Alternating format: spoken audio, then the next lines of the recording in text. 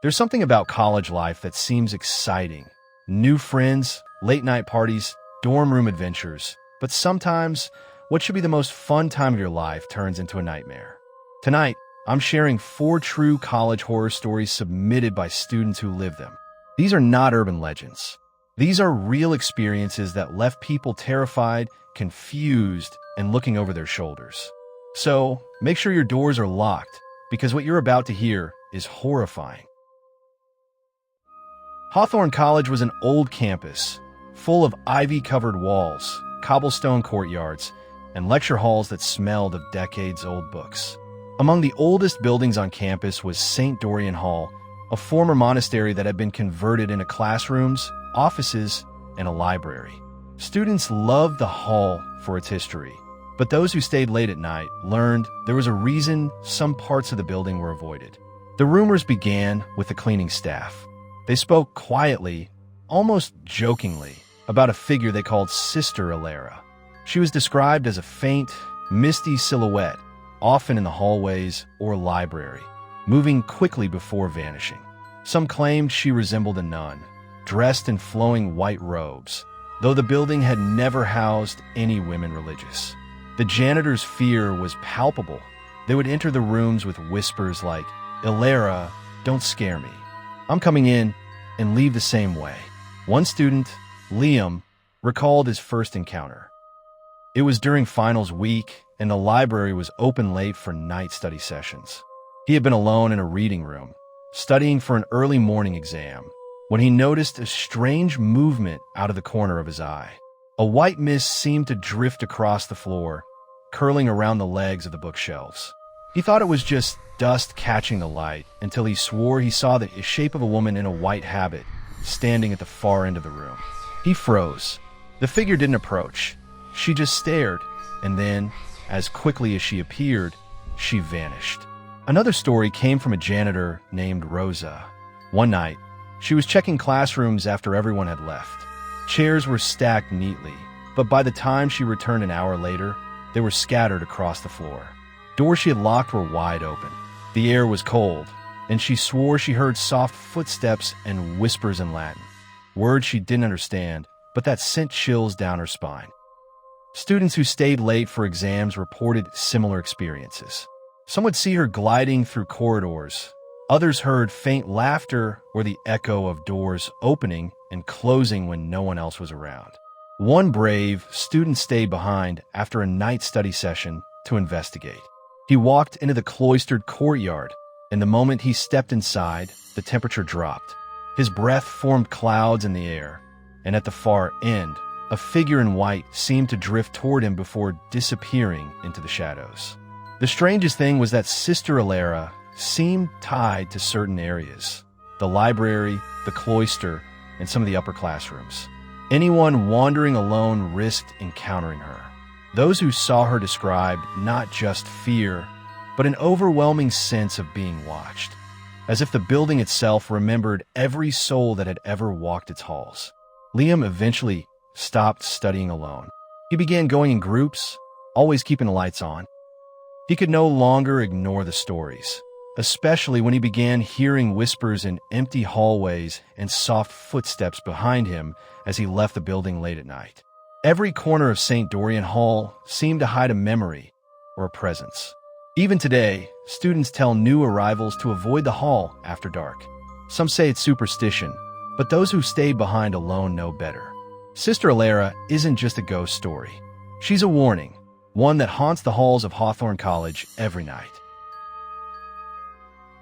During my sophomore year at Westbridge University, I had a roommate named Claire. We lived off campus in a small apartment complex just a few blocks from campus. It was nothing fancy, 2 bedrooms, a shared bathroom, a tiny kitchen, but it was ours. It all started over winter break. Claire was home, and I was at my parents' house, but we stayed in touch through FaceTime. One night, she told me she had heard strange noises in the attic. I laughed it off, tried to warn her, not because I didn't believe her, but because I've always had a knack for noticing when a place is off. I've lived in my share of haunted houses, but she insisted on investigating, so I reluctantly told her to be careful. That night, she texted me nonstop. At first, it was small things, scratches, creaks, whispers she couldn't explain. But by the second day, it escalated. Claire was frantic. She said she could hear voices, see shadows moving in the corners, and sometimes even a figure watching her from the attic hatch.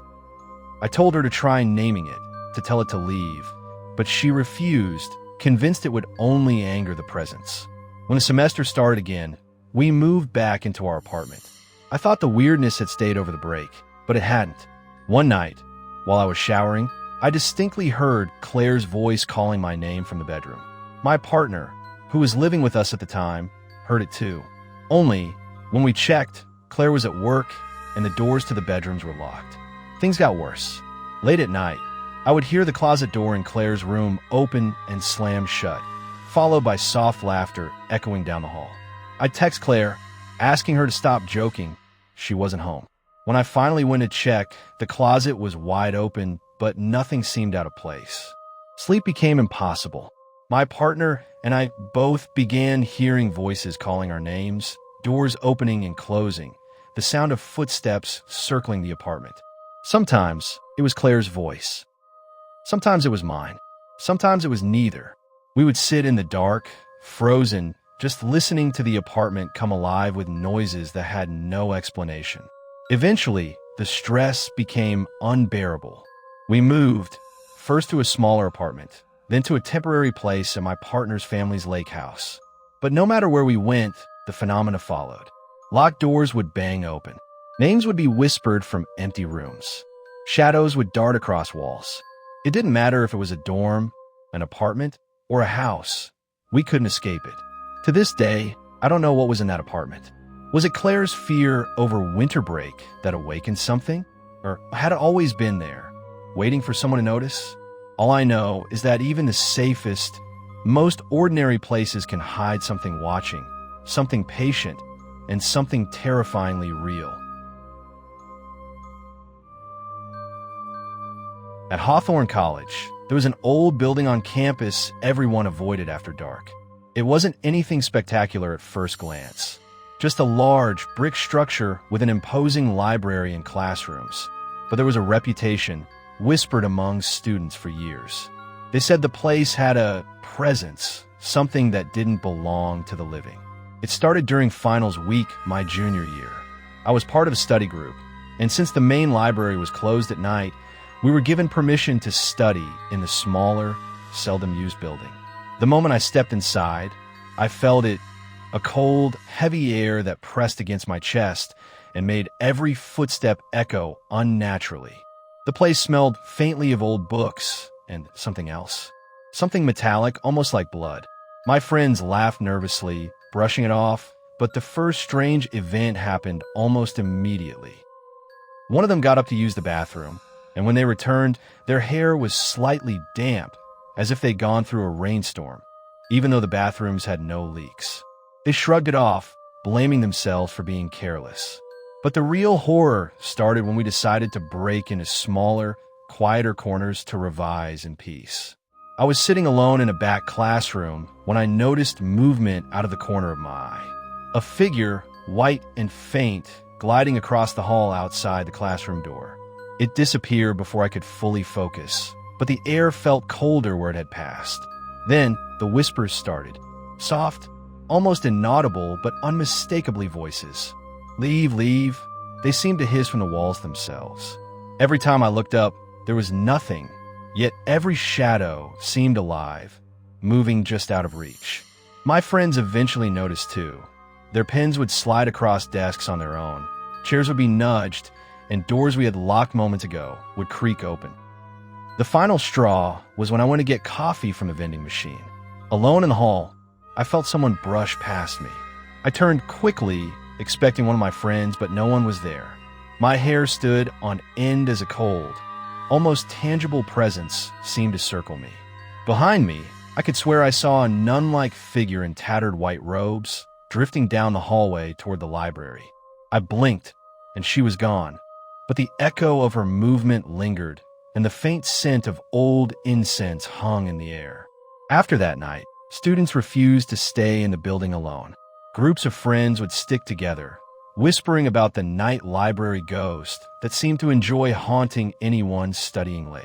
Professors didn't talk about it, but those first years brave or foolish enough to venture in alone often reported fleeting shadows, sudden cold spots, and books falling off shelves without cause.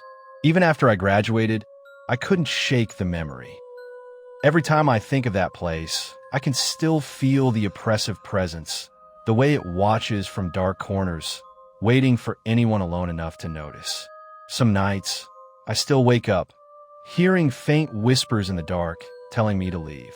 And I know exactly what building I would be avoiding if I were back at Hawthorne College tonight. During my junior year at Hawthorne College, I joined the late-night study program in the science building. Most students avoided it at night. It was old, dimly lit, and had a reputation for weird energy, but I figured it was just campus lore. One night, I stayed late to work on a lab project. I was alone, the hallway lights flickering softly as I walked past empty classrooms. That's when I noticed the door to the old chemistry lab, Lab 3, slightly ajar. I didn't remember it being open earlier. Curiosity got the better of me, so I stepped inside. The room was dusty, abandoned equipment scattered everywhere, and the faint smell of chemicals lingered. I set my backpack down and began reviewing my notes, but then I heard it, the unmistakable sound of footsteps behind me, slow, deliberate, crossing the lab floor. I spun around. No one was there. I chalked it up to nerves and continued working. Moments later, I heard a whisper, low and unintelligible, coming from the corner where the old fume hood stood. My hair stood on end. I told myself it was the air ducts, the building settling, but the whisper came again, closer this time, like someone was right behind me. I froze. The room temperature dropped sharply, and the lights flickered violently. Then the fume hood creaked open on its own, swinging the glass door with a harsh clatter. I stumbled back, heart racing. That's when I noticed something truly horrifying, a shadow moving along the wall, slithering, stretching, but with no visible source. Panicked, I grabbed my backpack and ran toward the exit, but the door slammed shut before I could reach it. I tried the handle. It wouldn't budge, and that's when I heard it clearly. Someone, or something, whisper my name. Again and again. I was trapped for what felt like forever, pressing my back against the wall, trying to catch my breath. Then, just as suddenly as it started, the temperature returned to normal, the lights stabilized, and the door swung open by itself. I didn't stop running until I was out of the building and in the safety of the main campus courtyard. I told a few friends, but most laughed it off. Still, over the next weeks, students who worked late in that building reported strange occurrences. Doors locking and unlocking on their own, disembodied whispers, and shadows darting through empty labs. Even now, years later, I avoid the old science building at night. Sometimes when I pass by, I swear I see a flicker of movement in the windows of Lab 3, and I hear the faintest whisper of my name, as if the lab remembers me and isn't quite finished with me yet. This happened during my sophomore year at Eastwood College in upstate New York. I had just been assigned a single dorm room in the oldest building on campus, built in the 1920s. The kind of place where the floors creak in ways that make you jump even when no one is there. From the very first night, I felt off. My room felt cold, like the air itself was heavier, especially near the corner by the window. At first, I blamed it on the draft, but then I started noticing things moving. Papers, my books, even my backpack sometimes. Not dramatically, just enough to make you freeze mid-breath. One night, I was studying late for a chemistry exam when I heard it, a soft, deliberate whisper say my name. I looked around. No one was there. My roommate, who was in another building that night, didn't answer my frantic texts. That's when I realized I was completely alone. Over the next few weeks, the incidents escalated. My desk chair would slowly rotate, even though I hadn't touched it. Light switches would flick on and off, and the shadows in the corner near my closet seemed to stretch unnaturally. I started leaving my door slightly open, hoping some light would keep whatever was at bay, but that didn't help. The most disturbing thing happened one night around 2 a.m. I woke up to the sound of footsteps pacing back and forth across my room. I froze, heart pounding. The footsteps stopped at the edge of my bed. Then a cold, invisible weight seemed to press down on my chest, and I couldn't move. I was paralyzed, staring into the corner where I had first felt it. When I saw it, a vague silhouette, darker than the shadows, just standing there. I couldn't make out features, just eyes, watching. I screamed once I could move, but no one came. The next morning, my RA checked the room and said she found nothing unusual. But the feeling of being watched never left. By the end of the semester, I had transferred to a different building. My old dorm room got a new occupant, and when I ran into them months later, they told me the same things happened to them. Voices, cold spots, and the feeling of someone standing just behind them. Even now, whenever I pass that building, I get chills. I know something still lingers there. Something that doesn't belong, but refuses to leave. If you want more true horror stories that'll keep you up at night, don't forget to subscribe to the Shadow Diary. New chilling tales are coming, and you won't want to be alone when they do.